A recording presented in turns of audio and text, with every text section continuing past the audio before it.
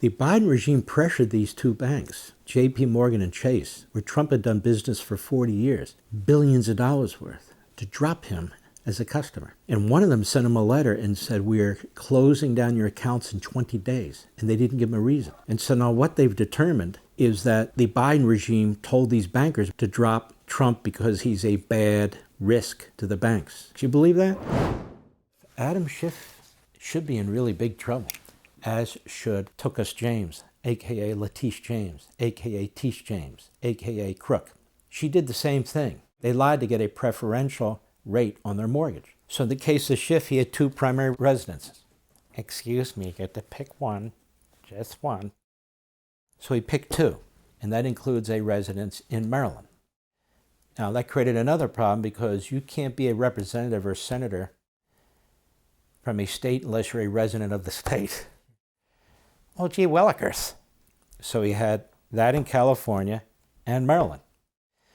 Maybe he was sort of bipolitical. Bipolitical, get it? Anyway, so there's a real criminal investigation now taking place. And Letitia James should have the same, down her back going after her for the same thing. You did this, you would be prosecuted, you would be charged. So let's take a look. We'll go all the way to Sky News in Australia, which I like a lot. And we'll see how they cover this. Yeah, can't really go to MSLSD or the Constipated News Network. We have to go all the way to Australia. It's like a 24-hour flight. Did you know that? That's why I'm never going to Australia. Let them come here. Anyway, let's check this out. Go. Well, talking about fakes and frauds, let's have some breaking news on Adam Schiff. See, the way she says Schiff, it really does sound like you know what. So I kind of like the Australian pronunciation of Schiff. It's very good. Go ahead.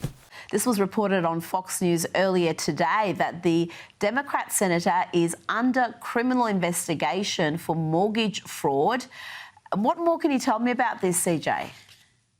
It's an insane story. This is an individual who apparently, claimed a primary residence, of course, in California, the state where he represents, albeit poorly, but also claimed another property, which, of course, amounts to mortgage fraud. What this story actually reminds us of, and to remind all of our viewers of here, is that Democrats are everything they accuse Republicans of being. They call us lawbreakers. They're the lawbreakers. They call us, completely ignorant of the rule of law. They are ignorant of the rule of law. And thank God now we have actual DOJ that's committed to actually rooting out actual crime and fraud and abuse. And Adam Schiff, as someone who was one of the leading gaslighters when it came to the Russia collusion hoax, I'm glad to see now that he is finally being kind of examined under the spotlight, which is long overdue. Now, CJ, before you go, the New York Post has a report today on how Donald Trump was debanked by two of America's biggest banks, JP Morgan and Bank of America.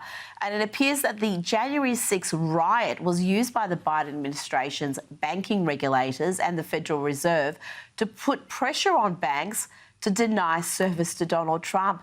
This is sinister stuff, CJ. How widespread was this?